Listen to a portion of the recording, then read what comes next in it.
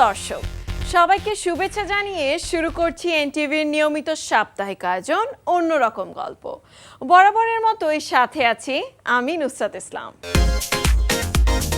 ঠাকুরগাঁওয়ে ক্ষুদ্র নৃগোষ্ঠীর সাবিনা টপ্প পাপোশ তৈরির প্রশিক্ষণ নিয়ে নিজের স্বাবলম্বী হয়ে এখন অন্য নারীদের স্বাবলম্বী করার পাশাপাশি কর্মসংস্থানের ব্যবস্থা করে যাচ্ছেন তিনি। এর মাধ্যমে পরিবর্তন এসেছে ক্ষুদ্র নৃগোষ্ঠী নারীদের জীবনযাপনে। ঠাকুরগাঁও জেলার সদর উপজেলার ভাতগাঁও গ্রামের বাসিন্দা সাবিনা টপ্প। ওরাও ক্ষুদ্র নৃগোষ্ঠীর এই নারী, পেশায় একজন পাপোশ তৈরির কারিগর। 2018 সালে আন্তর্জাতিক দাতা সংস্থার সহযোগিতায় একটি বেসরকারি প্রতিষ্ঠান থেকে 1 মাসের প্রশিক্ষণ নেন সাবিনা টপ্প। প্রশিক্ষণ নিয়ে স্বাবলম্বী হয়ে ওঠেন তিনি। পরবর্তীতে নিজ বাড়িতে টিন দিয়ে শেড বানিয়ে সেখানে 6 জন নারীকে প্রশিক্ষণ দিয়ে শুরু করেন পাপোশ বানানোর কাজ। আমার এখানে বাড়ির কাজের পাশাপাশি মহিলাগুলা এই পাপোশের কাজ করে। কাজ করার পরে মাসের শেষে তারা মোটামুটি যা পায়, একজন 3,000, 4,000, 5,000, যার যেভাবে হাত চলে এইভাবে তারা টাকা পায়। আমি চাই আমার যোগাযোগে আমার এখানে কাজ করে নারীরা যেন এগিয়ে আসে। বর্তমানে 16 জন নারী পাপোশ তৈরি করেন সাবিনা টপ্পের এই শেডে। দিনে 10টা করে বানাই সংসারের কাজে লাগাই, লেখাপড়ার বাচ্চাদের খাতা কলম লাগে ওগুলা করি। বেশি সময় দিতে পারি না। 8টায় আসি, আবার 3টায় উঠে চলে যাই, সংসারের কাজ করি। আবার বাড়ির গরু ছাগল ওগুলাকে খাওয়া দাওয়া দিই। আবার আসে আমরা পাপোশ বানাই, হাতও চলাই, পাও চলাই, তারপরে পরিশ্রম করে পাপোশের টাকা পাই। সাবিনা আপার কারখানায় আসি, কাজ করি। মাসে আমাদের আয় ইনকাম হয়, ওই টাকা দিয়ে আমাদের সাংসারিক সাপোর্ট আসে। তারপরে স্কুলে বাচ্চারা পড়াশোনা করে, তাদের খরচের জন্য টাকা ব্যয় হয়। সংসারের পাশাপাশি এগুলা কাজ করে আমরা অনেক এগিয়ে যাচ্ছি। সকালে আসি, যেটা কাজ করি বাড়ির কাজ করে তারপরে এখানে আসি, তাও 10টা বানাই আমার উপকার হয়। কারণ আমার বাচ্চা কাচ্চা আসে, ওদের স্কুলের লাগে, টাকা লাগে, তারপরে প্রাইভেটে টাকা লাগে, এইটা একটু করতে সাহায্য করতে পারি। আজকে আমরা দেখছি যে আদিবাসী নারীরা অনেক স্বাবলম্বী হচ্ছে এবং তারা যে আজকে বলছে যে আরো প্রশিক্ষণের বিষয়টি আমরা আরো তাদেরকে প্রশিক্ষণ আমরা দেওয়াতে পারবো, এই সুযোগটি আমাদের রয়েছে। প্রতিদিন বাড়ির কাজ শেষ করে পাপোশ তৈরির কাজে যোগ দেন তারা। দৈনিক 320 পিস পাপোশ তৈরি করেন এই আদিবাসী নারীরা। মাসে একজন আয় করেন 6 থেকে 7,000 টাকা। সামনের দিনগুলোতে অসহায় নারীদের পাশে থেকে এগিয়ে নিতে চান সাবিনা টপ্প। উৎসবের রং লেগেছে বান্দরবানের পাহাড়ের পল্লীতে। মারমা সম্প্রদায়ের প্রধান ধর্মীয় উৎসব ওয়াইগোয়াই পোয়েকে ঘিরে পাহাড়ি পল্লীগুলো সেজেছে নতুন সাজে। রং বেরঙের ফানুসের আলোয় আলোকিত রঙিন রাতের আকাশ। আমরা আজকে সকাল থেকে ছয়ং দিচ্ছি এবং বিকালে বুদ্ধের উদ্দেশ্যে মোমবাতি জ্বালাবো এবং চূড়ামণি বিহারের উদ্দেশ্যে আমরা ফানুসবাতি উড়াবো। রথ চালানোর পিছন গিয়ে আমরা আনন্দ উপভোগ করি এবং আমাদের ফানুস উড়ানো এবং প্রথমা সেটার জন্য আমরা খুবই মজা করি এই প্রোগ্রামে।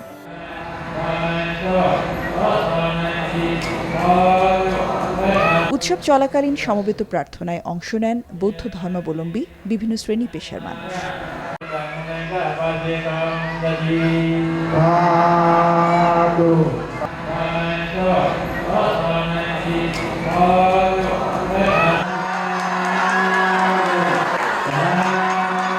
রাতে বৌদ্ধবিহার এবং পাহাড়ি পল্লীগুলো থেকে গৌতম বুদ্ধের স্মরণে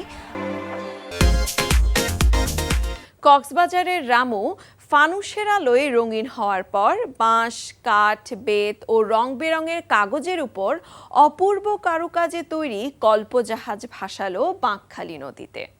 সকল ধর্মের পর্যটকদের সম্প্রীতির মিলন মেলায় পরিণত হয় এ উৎসব। রামু কেন্দ্রীয় প্রবারণা ও জাহাজ ভাষা উৎসব উদযাপন পরিষদ ছিল এই উৎসবের আয়োজক।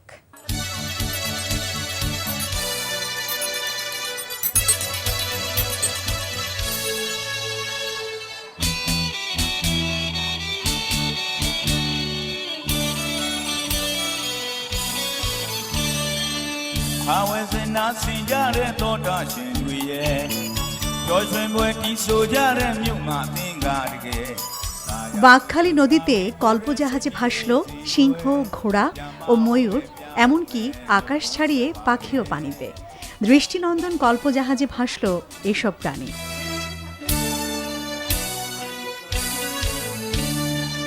ဘာဝစင်နာစင်ကြတဲ့သောတာရှင်တွေရဲ့ကြော်ရွှင်ပွဲတီးဆိုကြတဲ့မြို့မှာသင်္ကာတကယ် রং বেরঙের কাগজে আকর্ষণীয় নির্মাণ শৈলীতে কল্পজাহাজ চলে নদীর এপার থেকে ওপারে, আর নদীর দুপার ছিল সকল ধর্মের নানা বয়সী মানুষের মিলন মেলা।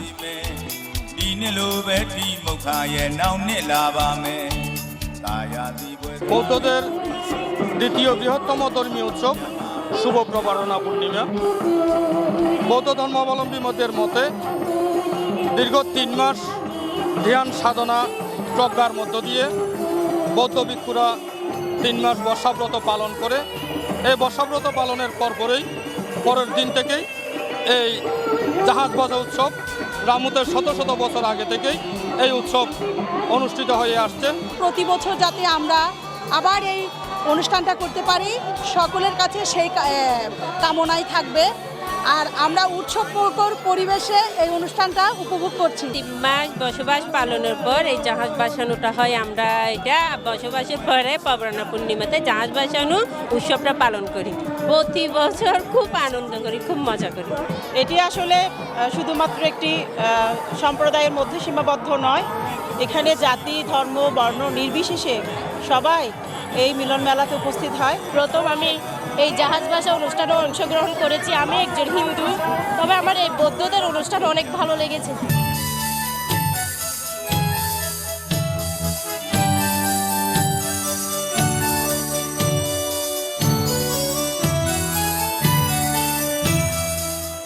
ঐতিহ্যবাহী কল্পজাহাজ ভাসা উৎসব চলে সন্ধ্যা পর্যন্ত। শত বছরের ঐতিহ্যবাহী এই জাহাজ ভাসা উৎসব যেন নির্মল আনন্দ এবং সৌহার্দ্যের সুদৃঢ় বন্ধন। সকল সম্প্রদায়ের মানুষের অংশগ্রহণে সাম্প্রদায়িক সম্প্রীতির একটি মিলন মেলায় পরিণত হয়েছে। এখানে শুধু বৌদ্ধ সম্প্রদায় নয়, এখানে হিন্দু, মুসলিম সকল সম্প্রদায়ের মানুষ উপস্থিত হয়েছে। এই উৎসবটি ধর্মীয় গাম্ভীর্যতা যেমন রয়েছে উৎসবটিতে, ঠিক তেমনিভাবে সাম্প্রদায়িক সম্প্রীতির এক অনন্য নিদর্শন বলে আমরা এটাকে মনে করি। এই উদ্যোগের সাথে প্রশাসন সম্পৃক্ত আছে এবং প্রশাসনের যখনই সহযোগিতা চাওয়া হয়, প্রশাসন সর্বোচ্চভাবে সহযোগিতা করে এবং উৎসবগুলো যাতে উৎসবমুখর পরিবেশে সুষ্ঠুভাবে শান্তিপূর্ণভাবে অনুষ্ঠিত হতে পারে সেজন্য উপজেলা প্রশাসন, জেলা প্রশাসন সবসময় প্রস্তুত আছে এবং ভবিষ্যতেও আমাদের কাছে যে ধরনের সহযোগিতা চাওয়া হবে আমরা সহযোগিতা করতে প্রস্তুত। প্রায় 200 বছর আগে মংরাজ ম্রাজংব্রান জাহাজ ভাসানো উৎসবের প্রথম আয়োজন করেন। জাহাজ ভাসা উৎসব বর্তমানে সার্বজনীন উৎসবে পরিণত হয়েছে। অটোমেটিক বিকাশ করতে সেট করুন অটোপে। বিকাশ থাকলে আর কি লাগে। 31 অক্টোবর বিশ্বব্যাপী পালিত হয় হ্যালোউইন ডে। বিগত কয়েক বছরে উৎসবটির জনপ্রিয়তা ছড়িয়ে পড়েছে এশিয়া এবং আফ্রিকার বিভিন্ন দেশে। তবে পশ্চিমা দেশে বিশেষ জাঁকজমকপূর্ণ থাকে মাসের এই শেষ দিনটি। আর অক্টোবর মাসের শুরু থেকে বিভিন্ন দোকানে হ্যালোউইন উৎসবের জন্য একটা সাজ রব পড়ে যায়।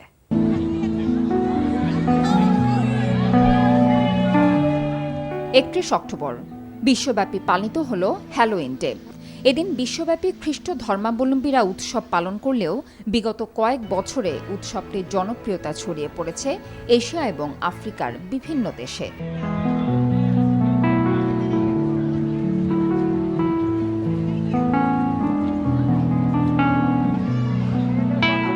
হ্যালোউইনের মজার একটি খেলা হলো ট্রিক অর ট্রিট। শিশুরা বাড়ি বাড়ি ঘুরে আর দরজা নক করে বলে ট্রিক অর ট্রিট। এরপর তাদেরকে কিছু ক্যান্ডি বা খাবার দেয়া হয়। হ্যালোউইনের আমেজ ছড়িয়ে পড়েছে হোয়াইট হাউসেও। এবার শিশুদেরও দেখা যায় হোয়াইট হাউসে ট্রিক অর ট্রিট করতে। সেখানে জিল এবং জো বাইডেনকে দেখা যায় শিশুদের বিভিন্ন রকমের ক্যান্ডি দিতে। জিল বাইডেনকে দেখা যায় বেড়ালের মেকআপে। তিনি বলেন তিনি তার বেড়াল ইয়োলোর পোশাকে এসেছেন। এর পাশাপাশি তাদের সাথে ছবি তোলা এবং শিশুদের সাথে একটি স্টোরি টেলিং সেশনেরও আয়োজন করা হয়। এই আয়োজনে ৮,০০০ অতিথিদের দাওয়াত করে white house. 9 black cats creep along the gate looking for a bat, and then they found 8. Oh my gosh, you guys are so smart.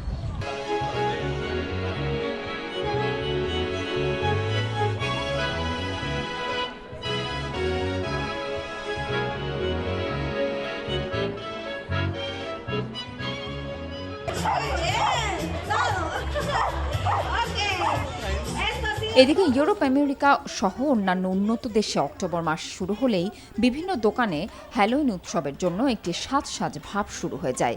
মিষ্টি কুমড়া থেকে শুরু করে কালো রঙের পোশাক, মাকড়সার জাল, ভূত সাজার মুখোশ ইত্যাদি আনুষঙ্গিক আরও হরেক রকমের জিনিসপত্র বিক্রির ধুম পড়ে যায়।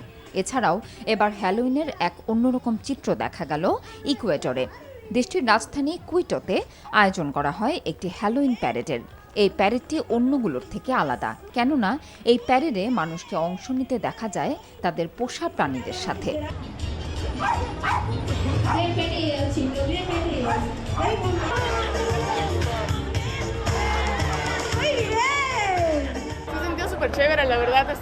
আমি এই আয়োজনে অংশ নিতে পেরে অনেক আনন্দিত।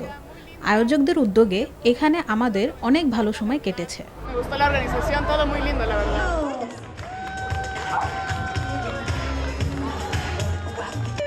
এখানে প্যারেডের পাশাপাশি আয়োজন করা হয় একটি ফ্যাশন শোর। ২৯টি কুকুর এবং একটি বিড়ালকে অংশগ্রহণ করতে দেখা যায় এই হ্যালোইন ফ্যাশন শোতে।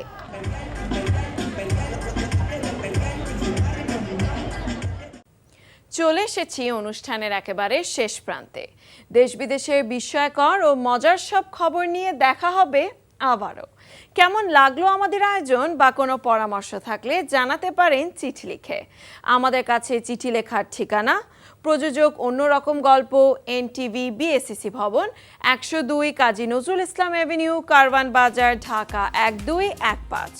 দেখা হবে আবারও আগামী সপ্তাহে বুধবার সন্ধ্যা ৬টা ৪৫ মিনিটে। সে পর্যন্ত ভালো থাকুন, সুস্থ ও নিরাপদে থাকুন।